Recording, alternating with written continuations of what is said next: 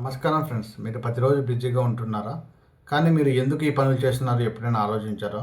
బిజీగా ఉండడం ఒకటి, లక్ష్యంతో జీవించడం మరి ఒకటి. హనుమంతుడి జీవితంలో మనం చూస్తే ఆయన ప్రతి చర్య ఒక ఉన్నతమైన లక్ష్యానికి అంకితమై ఉంటుంది. అదే మనకు ఈరోజు నేర్చుకోవాల్సిన గొప్ప పాఠం. ఒక ఓడకి గమ్యం లేకపోతే ఏ గాలి కూడా దానికి సహాయం చేయదు. అలాగే మన జీవితంలో కూడా ఒక స్పష్టమైన లక్ష్యం లేకపోతే ఎంత కష్టపడినా సరైన దిశలో ముందుకు వెళ్తున్నామో లేదో అర్థం కావడం చాలా కష్టము. లక్ష్యం అనేది మన నిర్ణయాలకు ఒక దిశనిస్తుంది. హనుమాన్ జీవితాన్ని పరిశీలిస్తే ఆయన తన శక్తిని వ్యక్తిగత కీర్తి కోసం కాకుండా తన కర్తవ్యాన్ని నెరవేర్చడానికి ఉపయోగించినట్లు రామాయణంలో ఉంది. అందుకే ఆయన చేసిన ప్రతి పని ఒక స్పష్టమైన దెయ్యంతో అనుసంధానమై ఉంటుంది.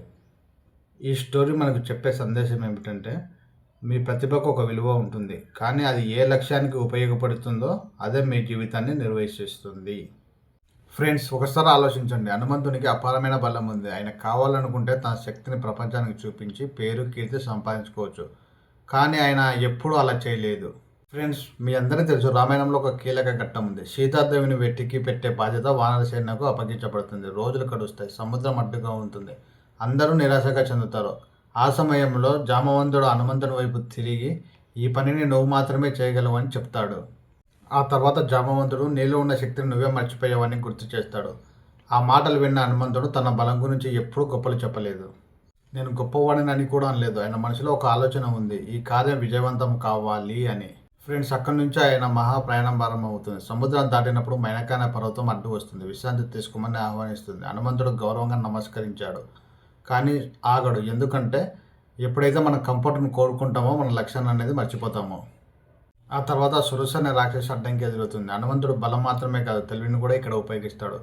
ఇది మనకు చెప్పే పాఠం ఏమిటంటే, మనకు వచ్చే సమస్యను 10 సమస్యల శక్తితో కాదు, జ్ఞానంతో కూడా పరిష్కరించవచ్చు అని చెప్తాడు.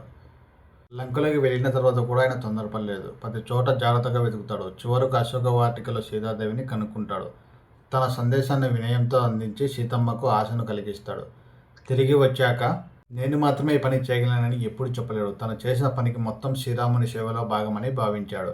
ఇదే హనుమంతుని జీవితంలో ఉన్న అత్యంత గొప్ప పాఠం. ఫ్రెండ్స్, మీలో మీరు ఈ 3 ప్రశ్నలు వేసుకోండి. నేను ఏ పని చేస్తే నిజంగా ఆనందంగా ఉంటానో? నాకున్న టాలెంట్ ఇతరులకు ఎలా ఉపయోగపడుతుంది? నేను లేకపోయినా సరే ప్రపంచం నన్ను ఏ విషయాన్ని గుర్తు పెట్టుకుంటుంది? ఈ 3 ప్రశ్నలకు ఆన్సర్ చెబితే అది మీ జీవిత దశను స్పష్టం చేయడంలో సహాయపడతాయి. ఫ్రెండ్స్, ఈరోజు ఒక కాగితం తీసుకొని మీ జీవిత లక్ష్యాన్ని ఒక వాక్యంలో రాయండి. ఆ తర్వాత ప్రతిరోజు ఆ లక్ష్యాన్ని దగ్గర చేసి ఒక చిన్న పని చేయండి. చిన్న అడుగులు పెద్ద మార్పులకు దారితీస్తాయి. ఫ్రెండ్స్, లక్ష్యం లేని జీవితం అనేది గాలికి వదిలేసిన పడవ లాంటిది. లక్ష్యంతో జీవించే వ్యక్తి మాత్రం ప్రతిరోజు తన జీవితాన్ని ఒక అర్థవంతమైన జీవితంగా మార్చుకుంటాడు. ఈ రోజు నుంచి మీలో ప్రతి ఒక్కరూ ఒక నిర్ణయం తీసుకోండి. నేను కేవలం జీవించను, ఒక లక్ష్యంతో జీవిస్తాను. జై శ్రీరామ్, జై హనుమాన్. ఫ్రెండ్స్, ఈ వీడియో మీకు నచ్చితే లైక్ చేయండి, మా ఛానల్ని సబ్స్క్రైబ్ చేయండి.